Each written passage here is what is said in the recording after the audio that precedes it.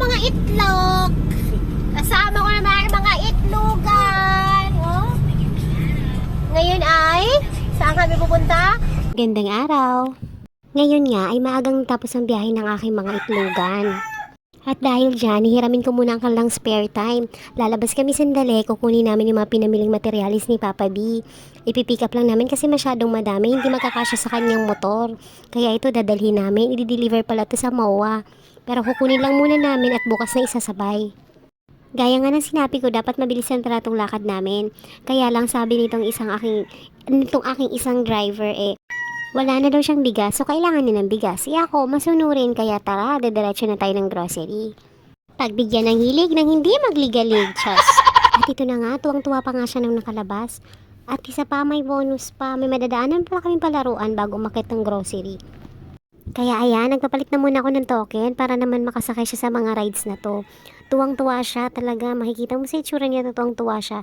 Minsan ko lang naman kasi talaga siya dalhin sa mga gantong lugar. Pag nag-grocery kasi kami, hindi namin siya sinasama. Ngayon lang talaga siya nakasama sa grocery.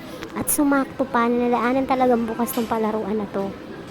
At inabot din kami ng mga halos 10 minutes dito, kaya yung mabilisang lakad talaga namang na-delay ng kaunting-kaunti. Siyempre, kapag pumasok sa palaruan, hindi lang naman talaga yung bata yung naglalaro, pati tayo mga adults natutuwa rin, lalo na kapag meron yung mga stuffed toys na hinuhulugan ng token para makuha mo yung toys. Magta-try ka rin talaga, susubukan mo, kaya umabot pa kami dito ng mga 10 minutes na delay talaga, na delay. So, binilisan na nga namin dyan. Pinasahe ko na kaagad siya dun sa iba pang rides para maubos na yung hawak kong token. Gawa ng si Papa Bito matawag na hinahanap na kami. Pinaubos ko talaga yung token kasi hindi ko alam kung kailan ulit ako makakabalik dito na kasama siya. Isayang naman yung token na nabili ko. So, nung maubos na nga, itinakbo ko na siya para makalimutan niya na yung palaruan. Umakyat na kagad kami sa grocery.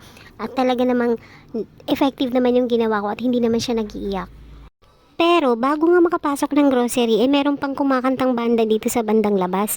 Kaya, kung kanina ang na-delay ay ang bata, ngayon naman ang mga kasama kong itlogan, sila naman ang nanood ng sandali. Kaya, delay na naman talaga.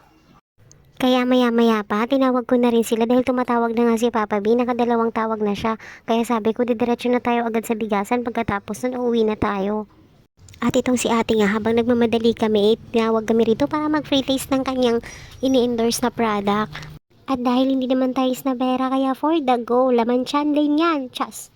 So pagkatapos nga namin din sa free taste, dumiretso na kami dito sa bigasan. Pagkatapos naman ay para dun sa isa pang driver, itong gatas naman at diaper ng kanyang baby.